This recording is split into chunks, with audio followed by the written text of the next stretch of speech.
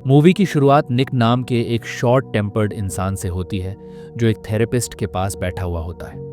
हाल ही में निक ने अपनी इसी आदत के चलते गुस्से में अपने बॉस को घूंसा मार दिया था, जिससे उसकी नौकरी भी चली गई है। वह थेरेपिस्ट को बताता है कि मेरे बॉस ने मुझे सबके सामने इंसल्ट किया था, इसलिए मैंने भी अपनी इज्जत बचाने के लिए ऐसा जवाब दे दिया। थेरेपिस्ट उसे समझाता है कि गुस्सा आना ठीक है, लेकिन तुम अपना गुस्सा किसी और तरीके से निकाल सकते हो। वह निक से कहता है कि ये बैठ लो और अपना गुस्सा पंचिंग बैग पर उतार दो।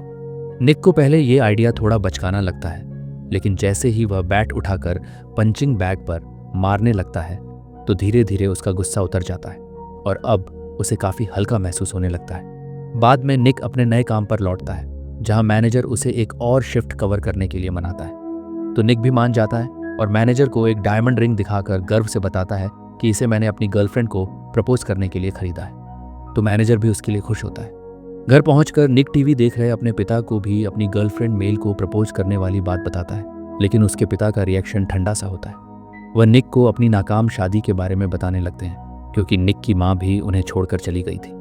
लेकिन निक कहता है कि मेल अलग है, तो उसके पिता भी आधे अधूरे दिल से उसे शुभकामना दे देते हैं। निक मेल के अपार्टमेंट जाता है, जहाँ किचन में निक को मेल का एक नोट मिलता है जिसमें लिखा होता है कि वह अपनी नाइट क्लासेस पढ़ाने गई हुई है। अगली सुबह निक मेल से मिलता है। मेल खुश होती है कि निक ने आखिरकार उसकी बात मानकर थेरेपी लेना शुरू कर दिया है। अगली शाम निक मेल को स्पेशल डेट के लिए एक फैंसी रेस्टोरेंट में ले जाता है।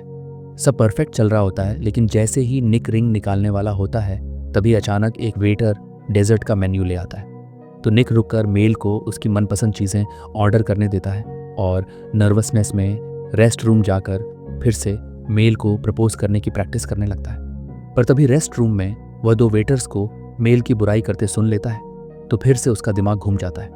वह गुस्से में एक वेटर को बुरी तरह से पीट देता है। उसे अपनी गलती का एहसास होता है, पर तब तक वह वेटर कोमा में चला जाता है। निक को 1 साल की जेल हो जाती है, जहां उसकी मुलाकात मूसा से होती है, जो उसका सेलमेट होता है। मूसा जब निक से पूछता है कि तुम यहाँ कैसे आए हो, तो निक उसे वेटर को मारने वाली अपनी कहानी बताता है। मूसा निक के हाथ देखकर समझ जाता है कि निक एक गुस्सैल इंसान है। अगली सुबह वह निक को अपनी कहानी सुनाते हुए कहता है, भाई, गुस्सा जिंदगी बर्बाद कर देता है। मैं भी पहले तेरी तरह था। एक दिन गुस्से में अपनी गर्लफ्रेंड के साथ सोते अपने दोस्त को मार डाला और यहाँ आ गया। पहले मैं उन्हें दोष देता था, लेकिन सच तो ये है कि मुझे मेरे गुस्से ने ही जेल पहुंचा दिया है। वह निक को भी समझाता है, अगर गुस्सा नहीं छोड़ा तो दोबारा यहीं लौट आओगे। 1 साल बाद निक जेल से रिहा होता है। घर लौटने पर उसके पिता निराशा भरे शब्दों से उसका स्वागत करते हैं और बताते हैं कि मेल को उसका अपार्टमेंट छोड़ना पड़ा, क्योंकि वह अकेले रेंट नहीं उठा सकती थी। निक के पिता की दवाई भी अब बंद हो चुकी होती है, क्योंकि उनके इंश्योरेंस ने पेमेंट करना बंद कर दिया होता है। उनके हाथ भी अब कांपने लगे होते हैं, पर फिर भी वह कहते हैं कि अब क्या ही फर्क पड़ता है, दवाई भी अब काम नहीं करती है। निक मेल से मिलने जाता है, जो अब एक सस्ते फ्लैट में रहती है। वह निक को देखकर ज्यादा खुश नहीं होती, पर अंदर बुला लेती है ताकि निक को उसका सामान वापस दे सके। उसका फ्लैट काफ़ी छोटा होता है और उसका फ्रिज भी खराब होता है। वह भी निक को ताना मारती है कि पहले मेरे पास भी अच्छा घर और अच्छा फ्रिज था, पर फिर किसी को अपने गुस्से पर काबू रखना नहीं आया और अब मेरी ये हालत हो गई। निक मेल से बात कर ही रहा होता है कि तभी मेल का मकान मालिक चेस्टर घर में घुस आता है, मेल से हंसते बोलते जैसे कोई खास रिश्ता हो। उसने मेल से निक के बारे में भी सुन रखा होता है।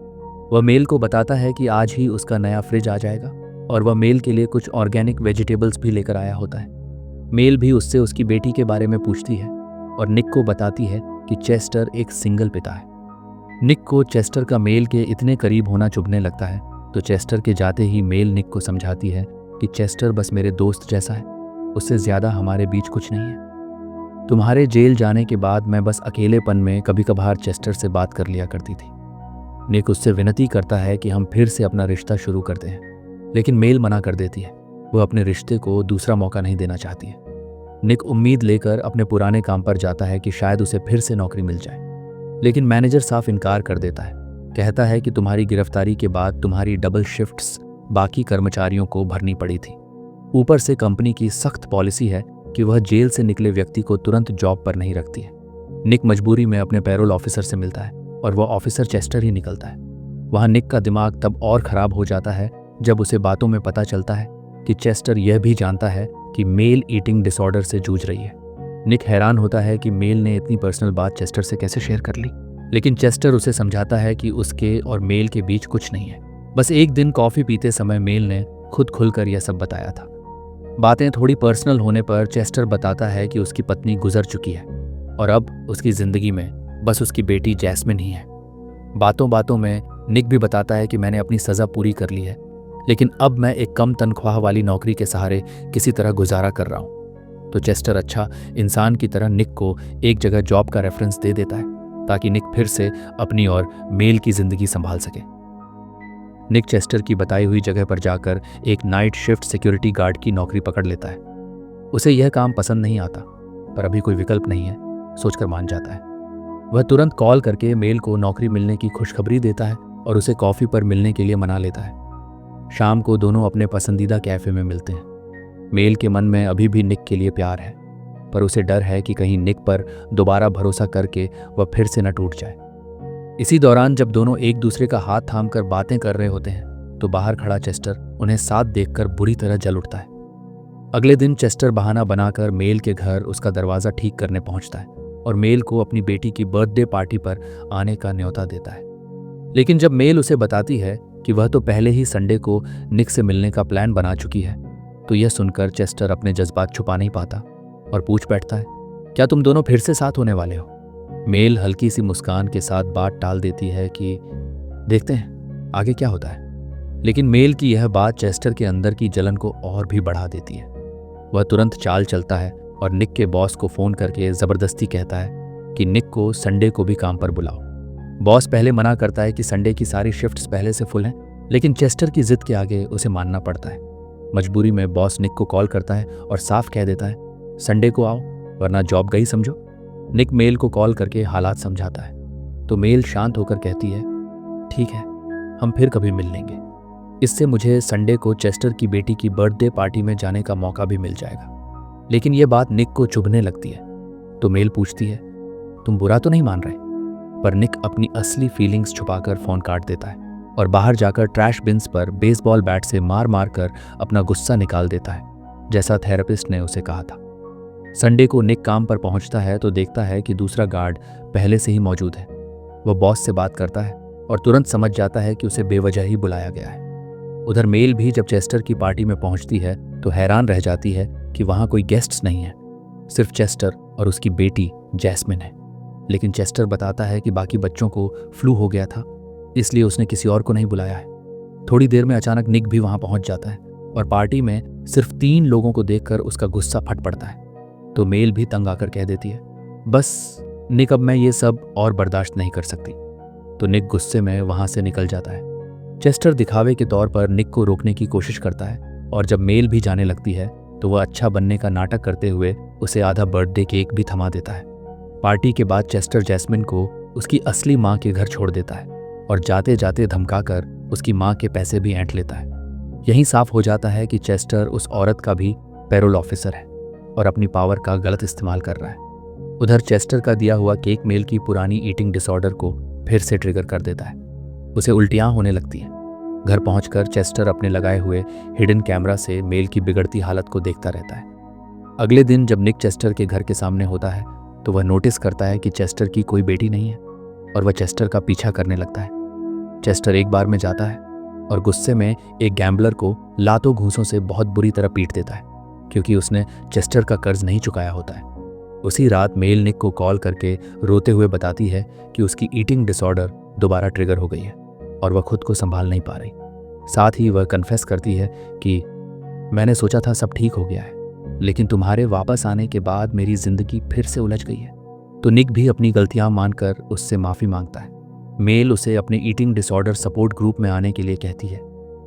निक को अब यह भी समझ आ जाता है कि उसकी माँ के उसके पिता और उसे छोड़कर जाने के पीछे उसके पिता की गलती नहीं थी, बल्कि कभी कभी हालात ही ऐसे बन जाते हैं। इसलिए वह अपने पिता को भी माफ़ कर देता है। फिर वह सपोर्ट मीटिंग खत्म होने के बाद मेल को उसके घर छोड़ता है, जहाँ बातों बातों में मेल उसे रात में वहीं रुक जाने के लिए कह देती है। तो निक भी मान जाता है। लेकिन अगली सुबह उठते ही निक को चेस्टर का मैसेज आता है, जिसमें उसने निक को अर्जेंट मीटिंग के बहाने ऑफिस बुलाया होता है। ऑफिस पहुंचने पर चेस्टर निक से साफ कहता है कि तुम्हें मेल से दूर रहना होगा। और वह निक को धमकी भी देता है कि तुम्हारी पैरोल की चाबी मेरे हाथ में है। निक भी गुस्से में कहता है, मुझे सच पता है तुम्हारी कोई बेटी नहीं है। वह चेस्टर को वह वीडियो भी दिखाता है जिसमें चेस्टर उस गैम्बलर को पीट रहा था। निक समझ चुका होता है कि चेस्टर अच्छा इंसान नहीं है, लेकिन चेस्टर मुस्कुराकर कहता है, तुम्हारी बात पर कौन यकीन करेगा? तुम एक एक्स कन्विक्ट हो और मैं एक पैरोल ऑफिसर, कोई तुम्हारी बात नहीं मानेगा। वह निक पर बंदूक तान कर साफ चेतावनी देता है कि अगर तुमने मेरी बात नहीं मानी तो मैं तुम्हारी जिंदगी बर्बाद कर दूंगा। मेल अब निक से खुश होती है और चाहती है कि दोनों नए घर देखने जाएं, जहां वे आगे चलकर शिफ्ट हो सकें। हालांकि निक के दिमाग में अब भी चेस्टर की धमकी घूम रही होती है, पर फिर भी वह मेल की बात मानकर उसके साथ नए घर देखने चला जाता है। लेकिन उनके जाते ही चेस्टर चुपके से मेल के घर में घुसकर पानी की पाइप तोड़ देता है, और जब मेल और निक वापस लौटते हैं तो चेस्टर घर साफ करते हुए पाइप ठीक होने तक मेल को अपने गेस्ट रूम में रहने का ऑफर देने लगता है। लेकिन मेल साफ मना कर देती है, कहती है कि वह निक के साथ उसके पिता के घर चली जाएगी। तो यह बात चेस्टर के अंदर और आग लगा देती है। चेस्टर अब निक के बॉस को पकड़कर उसे मजबूर करता है कि वह खुद को चोट पहुंचाए, ताकि वह निक पर झूठा इल्जाम लगा सके कि उसने फिर से अपने बॉस पर हमला किया है। पुलिस निक को गिरफ्तार कर लेती है। निक जाते जाते मेल को समझाने की कोशिश करता है कि यह सब चेस्टर की चाल है, लेकिन मेल टूट जाती है। उसे लगता है कि निक अभी भी नहीं बदला है। तभी चेस्टर उसे फिर से कॉल करता है और अपने गेस्ट रूम में रहने का ऑफर देता है। तो मजबूरी में मेल भी चेस्टर की बात मानकर उसके गेस्ट रूम में रहने आ जाती है। चेस्टर फिर से जैस्मिन को लेने उसकी माँ के पास पहुंचता है, लेकिन जैस्मिन की माँ अपनी बेटी को इतने दिनों के लिए चेस्टर के साथ भेजने से मना कर देती है और आगे से चेस्टर का साथ देने से भी इनकार कर देती है। तो चेस्टर गुस्से में उसे बेरहमी से मार डालता है और जैस्मिन को जबरदस्ती अपने साथ घर ले आता है। लेकिन जैस्मिन रोते हुए मेल को सच बता देती है कि चेस्टर ने उसकी माँ को मार डाला है। तो मेल भी समझ जाती है कि चेस्टर की बेटी वाली कहानी एक बड़ा झूठ थी। वह तुरंत जैस्मिन को लेकर भागने की कोशिश करती है, लेकिन चेस्टर उन्हें पकड़ लेता है और दोनों को बांध देता है। इस बीच निक के पिता निक को जमानत पर छुड़ा लेते हैं और निक को तुरंत एहसास हो जाता है कि मेल खतरे में है। वह मेल और जैस्मिन को हर जगह ढूंढता है और चेस्टर को भी कॉल करके मेल को छोड़ देने की धमकी देता है, लेकिन चेस्टर नहीं मानता। तो निक मौका पाकर अपने पिता के साथ चेस्टर के घर की तलाशी लेने जाता है और आखिरकार चेस्टर के घर के पास बना उसका हाइड आउट ढूंढ निकालता है।